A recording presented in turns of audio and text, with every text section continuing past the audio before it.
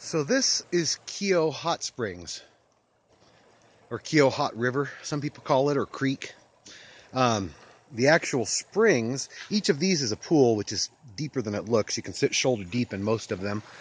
The actual springs this is the next biggest pool. This is one of my favorites. I like to sit in here and just let the water come out of the tube and just kind of massage my shoulders as it flows out. Plus it's hotter as it comes, from the source, so it's warmer up by the tube than it is down at this end. The place is kind of trashed. I went through and picked up a bunch of trash, but there's still bottles and I'm so used to Miracle back home Remington and Miracle, where we keep it immaculate. I come up here and even the upper hot springs in the high country are usually a lot cleaner. Keough always has a mess. I always pick up, and I piled all that trash over there. I always pick up a bunch of trash before I leave, but it's like I'm barely denting it today. Why does this feel like it's not recording? Oh no, it is, okay. I'm using a different camera application, so the timer is in a different location. And this is the best spring, or the best soaking pool. It's huge. You could fit 20 or 30 people in this one.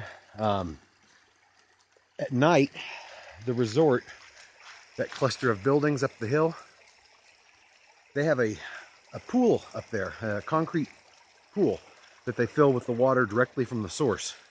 They also run it through a filtration system, which I don't know what I think about that. I like clean water, but sometimes filtering it takes some of the minerals and good stuff out too. But anyhow, they use the water most of the day up there at the resort, and then at night when they turn it off, the flow increases down here. The water level would come up onto the shoreline, and you can see where it's been wet before, or even on this rock, you can see where the water would normally be up a little higher. And when they stop the flow up there, it gets hotter down here. So usually at night is the perfect time to soak. We've also got these crackling bastards. I've been watching those sparks all night. You can't see the sparks in the daytime unless they're really big ones, but I got very little sleep last night. It was so hot here, I couldn't even use a sheet until like 3 in the morning. And even then I was still sweating under it.